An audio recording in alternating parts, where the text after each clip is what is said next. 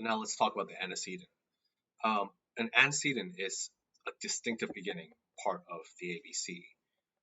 It must be clear enough to indicate that there is an instruction going on, that the setup, the environment, the antecedent is happening to signal for a behavior response afterwards.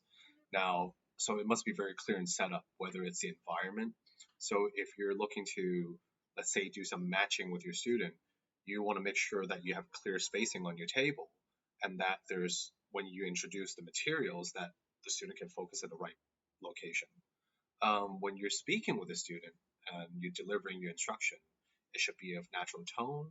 You should be speaking at the right pace and at the right volume so that they're not mistaken in the instruction and missing out on any part based on maybe what we haven't done correctly. Um, so it must be clear enough to let the person know that a response is expected. So language should be clear and to the point. So right now, let's take a look at videos 1 and 2 to see what to do and what not to do. Give me apple. Yes, that's the apple. Well done. Give me apple.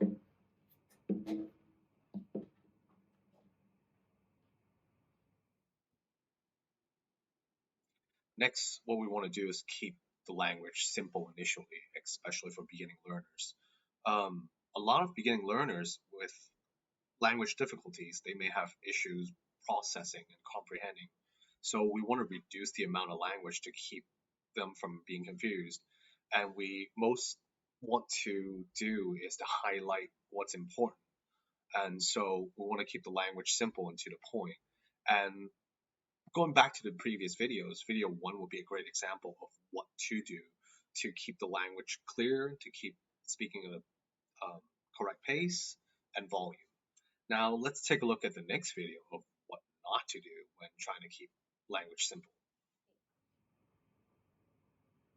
Okay, so now you see all 3 types of fruits that are on the table right now. Now, can you please give me shade an apple?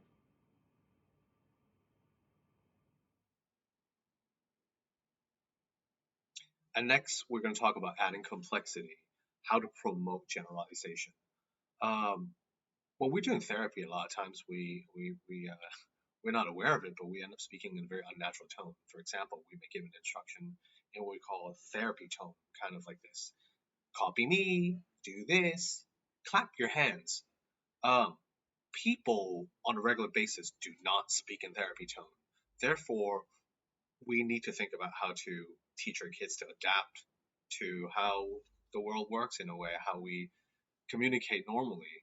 And so we may increase the amount of language, we may use a more natural tone, and we may create more natural settings when we're doing this. And by doing so, you also increase the interest too.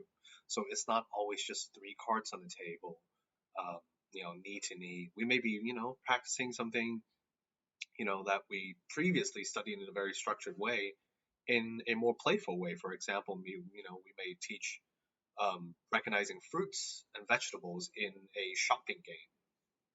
Now, let's take a look at a video example of how to make things more natural. Let's go on a picnic. I'm hungry. Can you give me an apple? Thank you. Yes, it's an apple.